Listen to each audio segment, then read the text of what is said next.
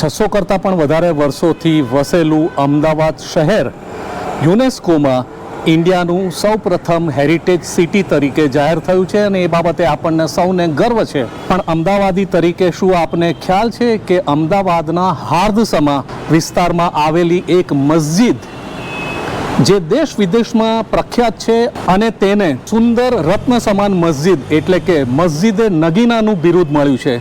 અને આ મસ્જિદની બીજી એક વિશેષતા એ છે કે તે મુસ્લિમ બાદશાહની હિન્દુ રાણીએ બનાવેલી આ મસ્જિદ છે. રોજબરોજની જીવનમાં ભાગાદોડી કરતા આપણે સૌ આસ્ટોડિયા દરવાજાથી ઘણી વખત નીકળતા હોઈએ છીએ, પણ આસ્ટોડિયા દરવાજાની બાજુમાં રહેલી આ સુંદરતમ મસ્જિદની તરફ નજર કરવાનું ચૂકી જઈએ છીએ. નમસ્કાર મિત્રો, હું છું શશિકાંત વાઘેલા અને મારી ચેનલ ખબર અમદાવાદમાં આપ સૌનું હાર્દિક સ્વાગત છે. અમદાવાદના હાર્દસમાં આસ્ટોડિયા દરવાજાની બિલકુલ લગોલગ આવેલી રાણી સિપ્રીની મસ્જિદની મુલાકાતે આજે હું તમને લઈ જઈ રહ્યો છું. રાણી સિપ્રીની મસ્જિદ ઘણી વિશેષતાઓથી સભર છે. સુંદરતમ કોતરણીના કારણે દેશ વિદેશમાં પ્રખ્યાત છે. વિદેશી લેખક તરફથી તેને જ્વેલ ઓફ મોસ્ક એટલે કે મસ્જિદે નગીનાનું બિરુદ મળેલું છે. રાણી સિપ્રી મસ્જિદના પરિસરમાં જ્યારે પ્રવેશો છો ત્યારે પ્રવેશ દ્વારની તરત જ જમણી બાજુ તમને વજૂ કરવા માટેનો પાણીનો કુંડ જોવા મળશે. ત્યાં મુસ્લિમ બિરાદરો નમાઝ પડતા પહેલાં ત્યાં વજૂ કરે છે, ત્યાં હાથ પગની સફાઈ કરીને અંદર મસ્જિદમાં પ્રવેશે છે. તો તમને પ્રવેશ દ્વારની બાજુમાં જ આ વજૂ માટેનો પાણીનો કુંડ જોવા મળશે. પગથિયા ચડીને જ્યારે તમે ઊંચી પ્લિન્થ પર પ્રવેશો છો ત્યારે આ પરિસરમાં બે મોટી ઇમારત જોવા મળે છે. ડાબી બાજુ રાણી સિપ્રીની મસ્જિદ છે અને જમણી બાજુ રાણી સિપ્રીનો મકબરો છે. અને આ છે રાણી સિપ્રીની મસ્જિદ.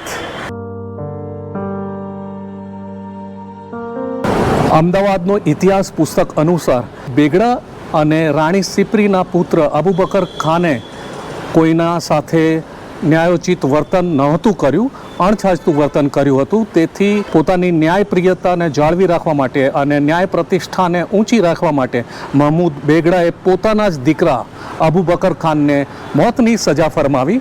પોતાના દીકરાના મોત બાદ રાણી સિપ્રીએ તે જ પરિસરમાં એક સુંદર મસ્જિદ બનાવી અને એ મસ્જિદ રાણી સિપ્રીની મસ્જિદ તરીકે જાણીતી થઈ. સુલતાન મુઝફ્ફર શાહ હલીમના સમયગાળામાં આ મસ્જિદ બનાવવામાં આવી. એટલે કે આ મસ્જિદની તામીર, આ મસ્જિદનું બાંધકામ સન 1514માં રાણી સિપ્રી દ્વારા કરવામાં આવ્યું. રાણી સિપ્રી કોણ હતા એના વિશે હું તમને વિગતે વાત કરું. અમદાવાદ શહેરના સ્થાપક અહેમદ શાહ બાદશાહ અને તેના દીકરા એટલે કે મહમૂદ બેગડો, આ મહમૂદ બેગડાની પત્ની જે રાણી સિપ્રી હતી એ રાણી સિપ્રી હિન્દુ હતી. પહેલાંના જમાનામાં આંતરધર્મીય લગ્નો એકદમ સાહજિક બાબત હતી. તેથી એક હિન્દુ મુખિયાએ પોતાની દીકરી સિપ્રીને બાદશાહ મહેમૂદ બેગડા સાથે પરણાવી અને તે રાણી સિપ્રી તરીકે જાહેર થઈ. તેને રાણી સિપ્રી કહેવાય છે, બેગમ સિપ્રી નથી કહેવાતી. આ રાણી સિપ્રીએ બનાવેલી મસ્જિદ રાણી સિપ્રીની મસ્જિદ તરીકે અમદાવાદ અને દેશ વિદેશમાં પ્રખ્યાત છે. રાણી સિપ્રી ઇતિહાસમાં રાણી સબરાઈ, રાની અસની અથવા તો રાણી સિપ્રી તરીકે જાણીતી છે. આ ત્રણેય નામ રાણી સિપ્રીના છે. હકીકતમાં તે રાણીનું નામ રાણી શુભ રાય હતું, શુભ રાય. પછી અપભ્રંશ થઈને રાણી સબરાઈ અને રાણી સિપ્રી બન્યું. મસ્જિદમાં પ્રવેશતા પહેલાં તમને ડબલ કોલમની 2 હરોળથી છત ટેકવાયેલી જોવા મળશે. ડબલ કોલમના પિલરોની આ હરોળ કુલ 6 હરોળ છે, જેથી ટોટલ 12 પિલરો અહીં તમને જોવા મળશે. મસ્જિદ એ એકચ્યુઅલી બહુ જ મોટો હોલ છે જે 54 ફૂટ લાંબો અને 20 ફૂટ પહોળો છે. મસ્જિદની અંદર 3 મહેરાબ છે.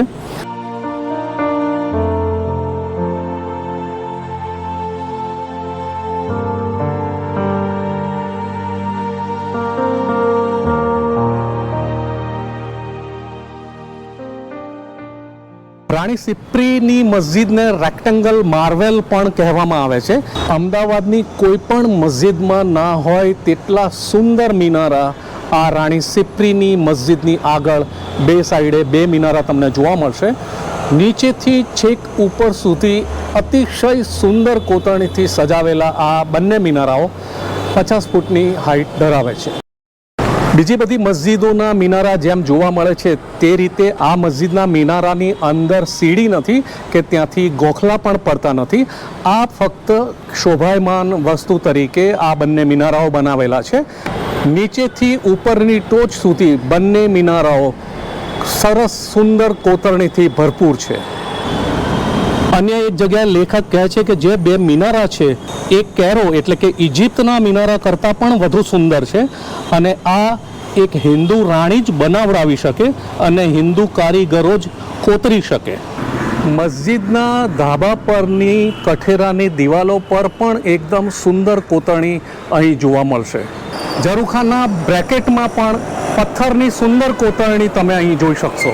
રાણી સિપ્રીની મસ્જિદનું સમગ્ર બાંધકામ હિન્દુ સ્થાપત્ય, જૈન સ્થાપત્ય અને મુસ્લિમ સ્થાપત્યનું ઉત્કૃષ્ટ ઉદાહરણ છે અને ઘણી જગ્યાએ આ મસ્જિદનું બાંધકામ હિન્દુ હવેલી પ્રકારનું સ્થાપત્ય પણ તમને અહીં જોવા મળી શકશે.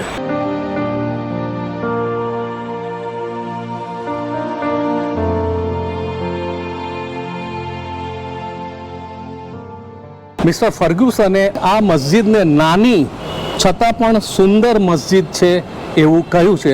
રાણી સિપ્રીના મોત બાદ તેને પણ આ જ પરિસરમાં આવેલા મકબરામાં દફનાવવામાં આવી, જ્યાં પહેલેથી તેના પુત્રને પણ દફનાવવામાં આવ્યો હતો. મકબરામાં રાણી સિપ્રીની કબર અને તેના દીકરા અબુ બકર ખાનની પણ કબર આવેલી છે.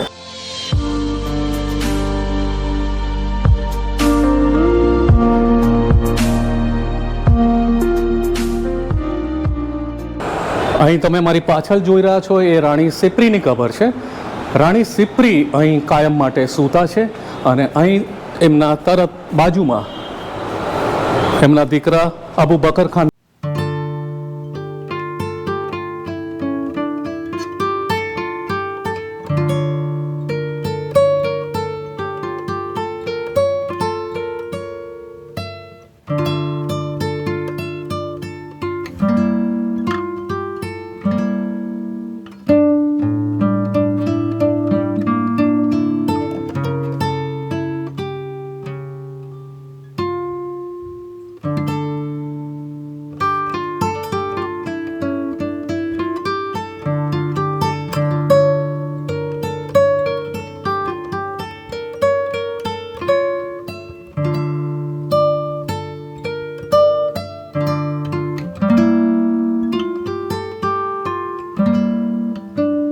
બાજુથી નકશીદાર કોતરણી જાળીથી સજાવેલો છે.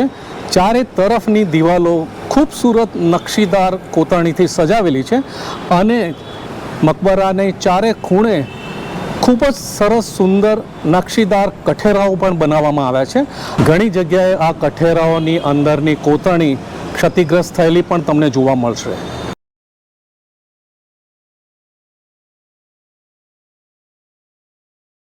વજૂખાનાની બહાર તમને આ અમુક જે કબરો જોવા મળે છે તે શાહી ખાનદાનના લોકોને અહીં દફનાવવામાં આવ્યા હોય તે લોકોની કબર પણ અહીં અબુ બકર ખાનના મકબરાની બાજુમાં તમને જોવા મળશે. દક્ષિણ છેડે રહેલી બે બારીઓ તે વિશુદ્ધ હિન્દુ અને જૈન કોતરણી સભર કોતરવામાં આવેલા છે.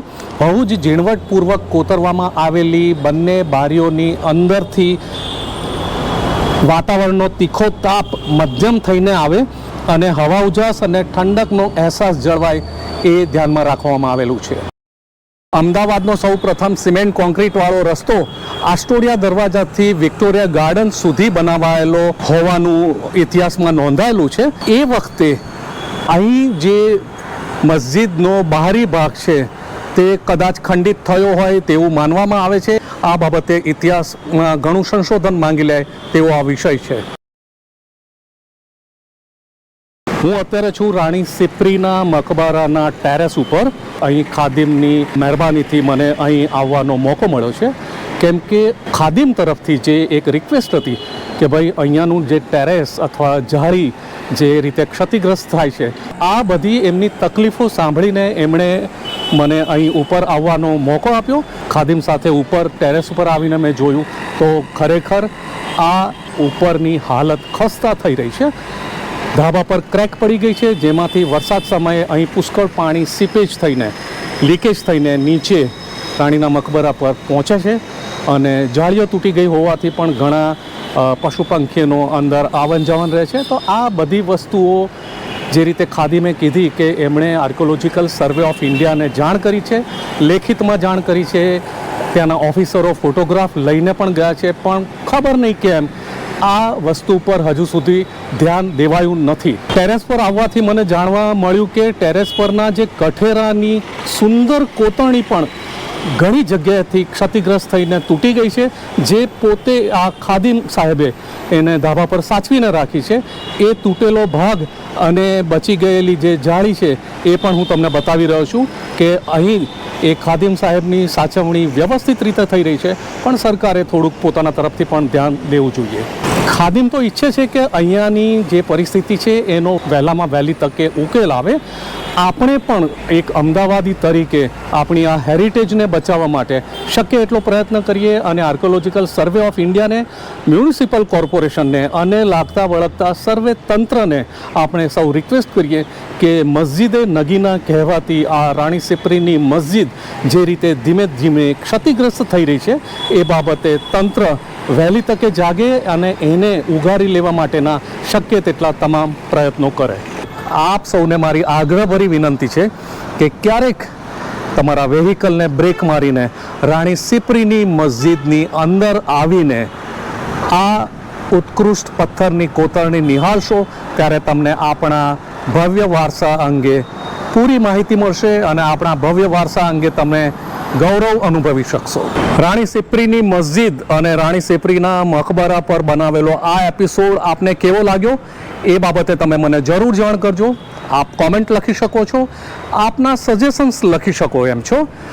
અગર આ વિડીયો તમને ગમ્યો હોય તો વિડીયોને લાઈક કરજો, ચેનલને સબસ્ક્રાઈબ કરજો અને વિડીયોને મિત્રો અને સગા સંબંધીઓ વચ્ચે શેર કરજો. હું શશિકાંત વાઘેલા આ સાથે આ વિડીયોને અહીં સમાપ્ત કરું છું. આવા જ સુંદર બીજા કોઈ એપિસોડ સાથે આપની સાથે ફરીથી મુલાકાત થશે. ત્યાં સુધી જય હિન્દ, જય ભારત, વંદે માતરમ.